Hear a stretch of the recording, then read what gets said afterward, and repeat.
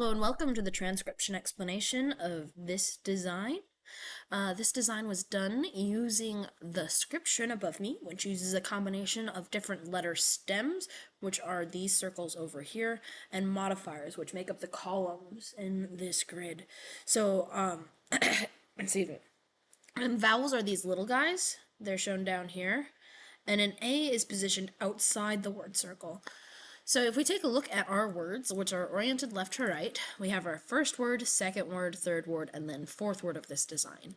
And in our first word, the consonant is a full circle inside our word circle with 3 dots. So that puts us in the L. So 3-dot column and then full circle row makes an L. Because this is a double line, that means it's a double letter. So this is a double L. And then we have our vowel on this word, which is a little guy, and it's outside the word circle. And these 2 slashes bring it up 2 letters in the stack. I did some letter stacking here so I could do the LL concentrically. So if we have, an L, we don't need an outline, and an L, and an A. So currently LL is there, this is the double L, and then the A has 2 slashes, so it goes bounce, bounce, making the word all.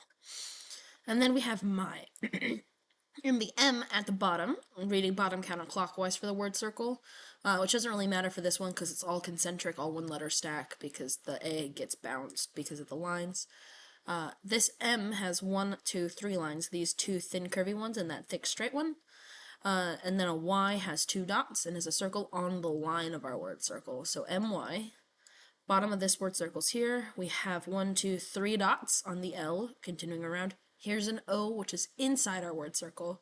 This shallow divot has 1 line ending on it here. This line passing through it doesn't count, because lines only count where they end on a letter. And then the E at the end, so bottom counterclockwise again. And then between these 2 words, we have a comma. And then we have dad. D has 1, 2, 3 dots. A outside the word circle, and then another D with 1, 2, 3 dots. And then this is a period after the D. So this punctuation being kind of after the L, but before the O, doesn't really matter in this context because it's between these 2 words. Since this is the last word at the end of the sentence, I could have put the period here where the A is to indicate it's at the end of the sentence, or I could put it after our last letter to indicate that it's there, especially because we have a comma with this word, not with this word kind of in between the sentences. So punctuation gets a kind of iffy when oriented on sentence circles. This is a sentence circle, by the way. It's the circle going around our word circle. And then this blue one is our word circle. So sentence circle, word circle, sentence circle, and on these sentence circles where there's punctuation. And then there's no punctuation on these first 2 words, so I didn't feel the need to put a sentence circle there. Plus it helps with that natural taper and grow of this design. So yeah, that is that design.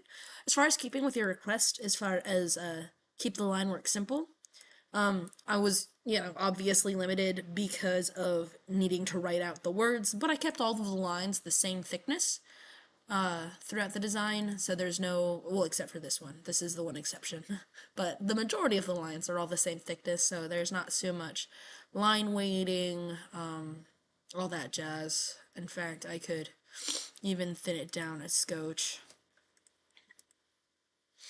But, yeah. That's that design. I hope you like it. Thanks. Bye.